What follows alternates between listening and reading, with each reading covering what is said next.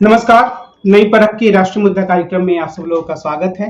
हमारे साथ प्रोफेसर अभय कुमार दुबे हैं, जिनसे हम उस देश की राजनीति की अलग-अलग घटनाओं पर चर्चा करते हैं, उनकी राय जानने की कोशिश करते हैं, अपनी समझ बनाने की कोशिश करते हैं। कार्यक्रम को आगे बढ़ाने से पहले मैं सभी दर्शकों से जिन्होंने अभी तक इस चैनल को सब्सक्राइब नहीं किया है, उनसे अनुरोध करूँगा कि वे हमारे साथ नियमित रूप से जुड़ने के लिए नई परख चैनल को सब्सक्राइब करें। अभय सर नमस्कार। नमस्कार। आज अरविंद केजरीवाल को 15 दिन के लिए न्यायिक हिरासत में भेज दिया गया। शायद इसकी उम्मीद भी थी, लेकिन इस घटना को इस तरीके से प्रस्तुत किया जा रहा है कि आखिरकार अदालत भी यह मानने के लिए तैयार नहीं है कि ये पूरा बनाया हुआ केस है। क्या इसको हम इस रूप में देख सकते हैं? देखिए, ये तो भारतीय जनता पार्टी का तर्क है और इसको इस रूप में भारतीय जनता पार्टी के वरिष्ठ से लेकर और निचले स्तर तक के प्रवक्ता और उनके समर्थक इस बात को इस तरीके से कहते हैं कि अदालत ही नहीं मान रही है कि ये लोग निर्दोष हैं, इसलिए वरना तो अरविंद केजरीवाल को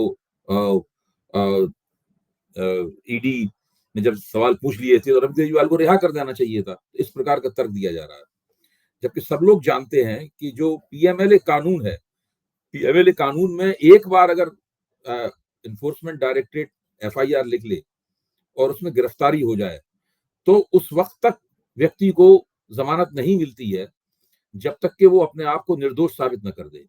निर्दोष साबित करने के लिए मुकदमा चलना जरूरी होता है। जो ईडी है वो तरह तरह के हथकंडे अपनाकर मुकदमा ही शुरू नहीं होने देती है, जैसे मनीष सिसोदिया के केस में। और मनीष सिसोदिया पिछले 2 साल से तथाकथित शराब घोटाले में गिरफ्तारियां चल रही हैं, जांच चल रही है, लेकिन अभी तक 2 साल हो चुके हैं, जांच जारी है। जांच कब खत्म होगी कोई नहीं जानता और अभी तक कुछ भी सबूत नहीं आया है और न ही मुकदमा चालू हुआ है। जब तक मुकदमा चालू नहीं होगा तब तक जो आरोपी है उसको अपने आप को निर्दोष साबित करने का मौका ही नहीं मिलेगा।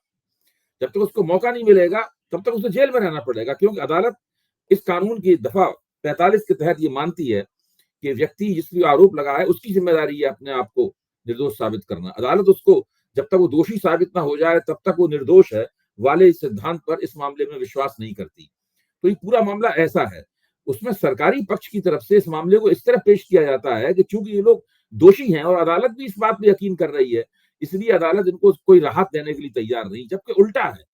अदालत उस कानून के कारण खुद जज कुछ भी मानता रहे लेकिन उनको दे नहीं सकती, उनको राहत दे नहीं सकती।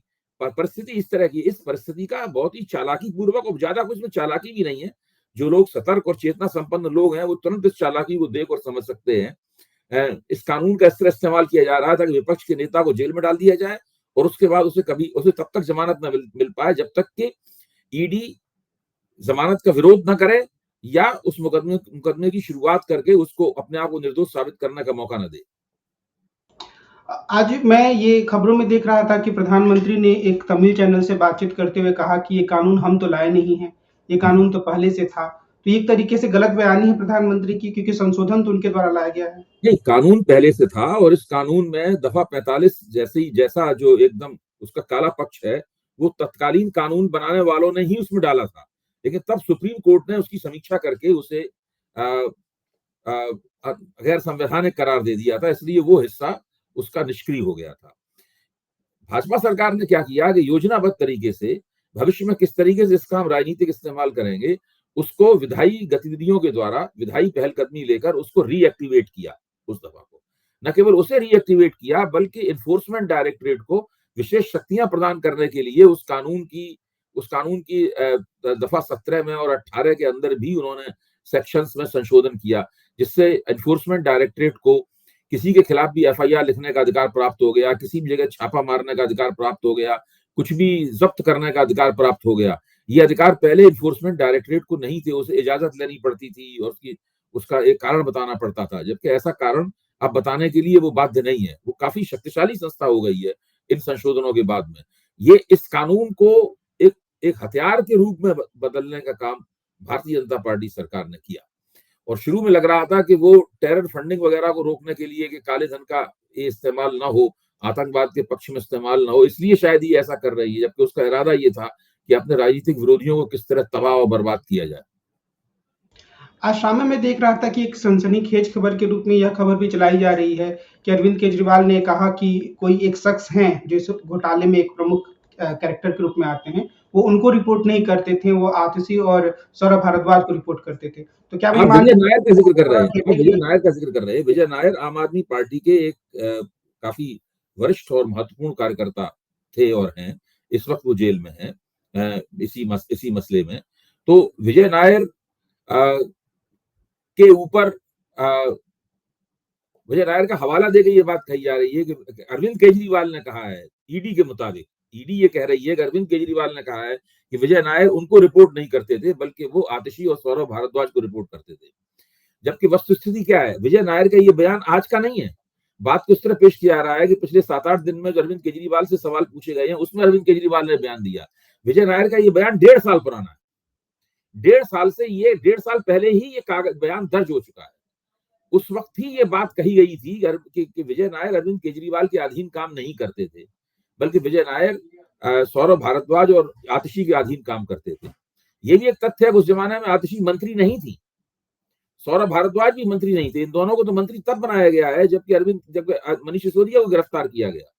विजय नायर को मनीष सिसोदिया से पहले ही गिरफ्तार कर लिया गया था।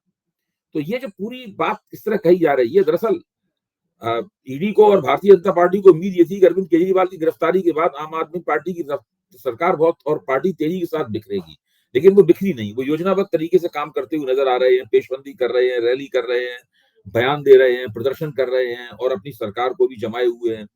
इसलिए वो चाहती है कि अरविंद केजरीवाल में और ये दो नए जो आधार स्तंभ हैं युवा इस सरकार के, आतिशी और वो, इन दोनों के बीच में मतभेद पैदा हो। इन दोनों के बीच में मतभेद पैदा करने के लिए जानबूझकर शरारतन इस खबर को लाया गया है, जबकि वो लोग जानते हैं कि गड़बड़ी है। इसीलिए उनके प्रवक्ता ने इस बात का फौरन खंडन कर दिया और बताया है आम आदमी पार्टी के प्रवक्ता ने कि किस तरीके से इस बात को सामने लाया जा रहा है ताकि उनके अपने मकसद हों वो पूरे हों। आज मैं ये भी देख रहा था और इस बात की बार-बार चर्चा हो रही है कि आखिर अरविंद केजरीवाल मुख्यमंत्री पद से इस्तीफा क्यों नहीं दे रहे हैं, उन्हें इस्तीफा दे देना चाहिए। और इसमें बात ये आ रही है कि असल में केंद्र सरकार और दिल्ली सरकार के बीच में एक लुका-छिपी का खेल चल रहा है कि वो नहीं चाहते हैं केंद्र सरकार के लोग कि अरविंद केजरीवाल को बर्खास्त किया जाए, हटाया जाए ताकि उन्हें कोई सहानुभूति मिल पाए। तो इस घटनाक्रम को हम कैसे देखें? क्या अरविंद केजरीवाल को सच में इस्तीफा दे देना चाहिए नैतिकता के आधार पर?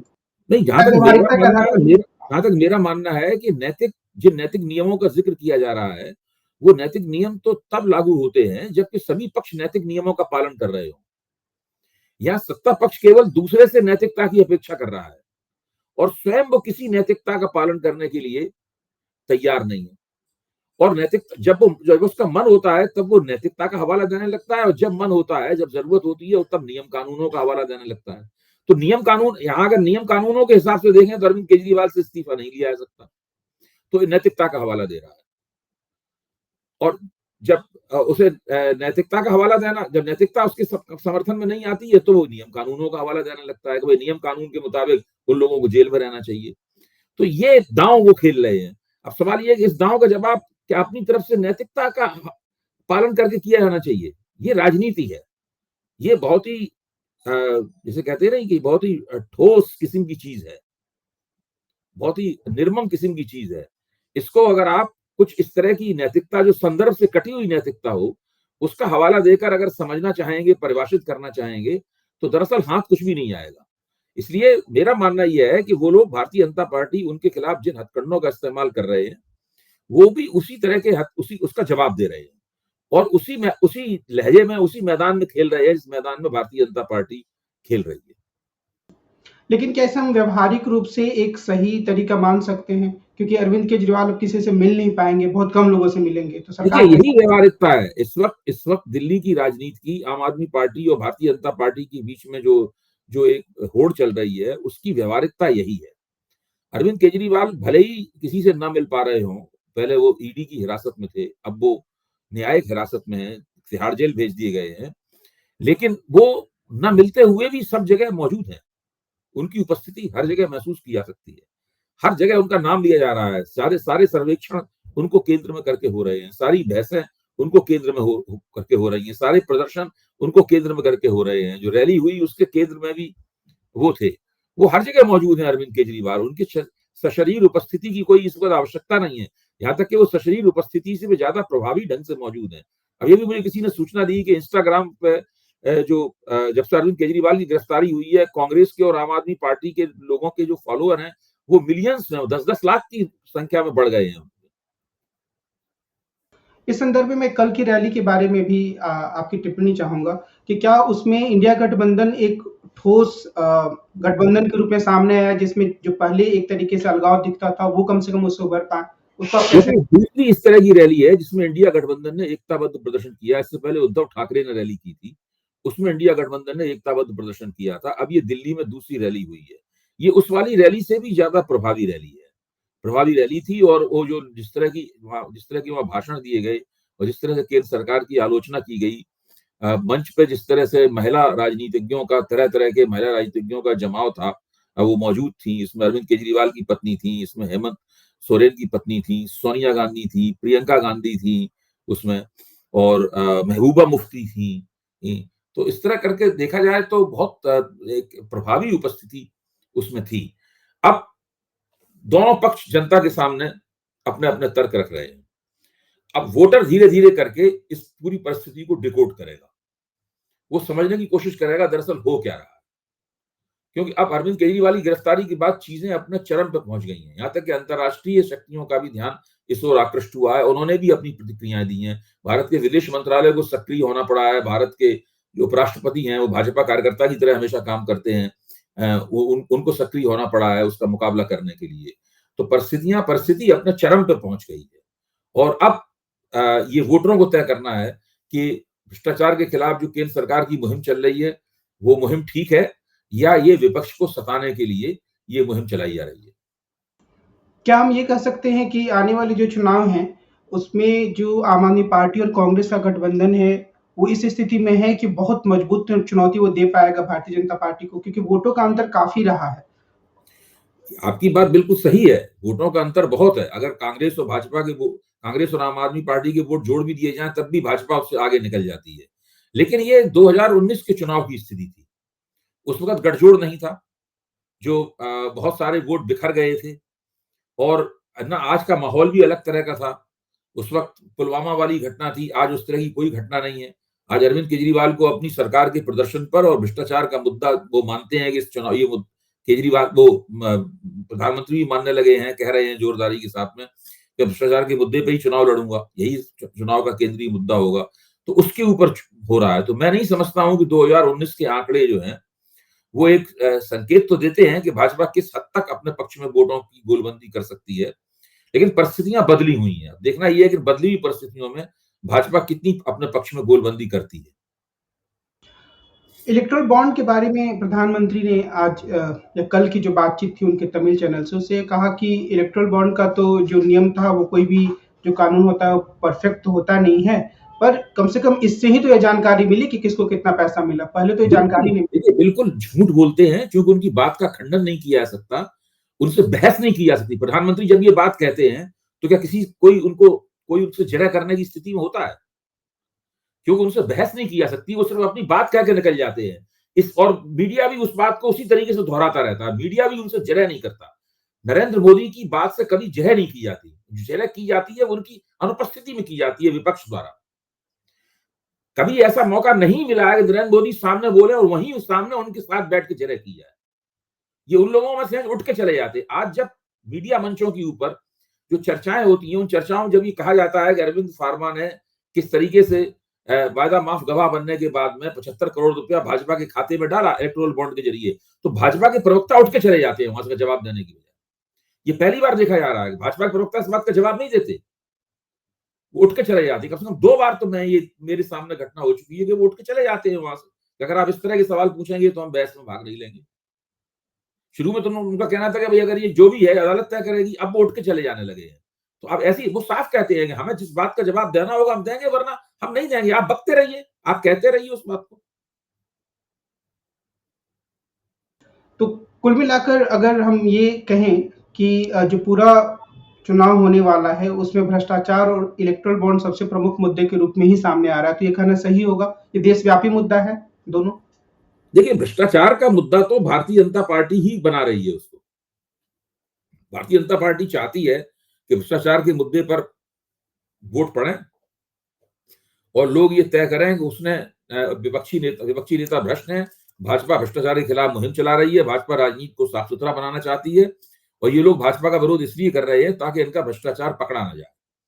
भाजपा ये साबित करना चाहती है और इस पे सारी मुहिम इसी बात के ऊपर चल रही है। प्रधानमंत्री के भाषण भी इस बात पे हो रहे हैं।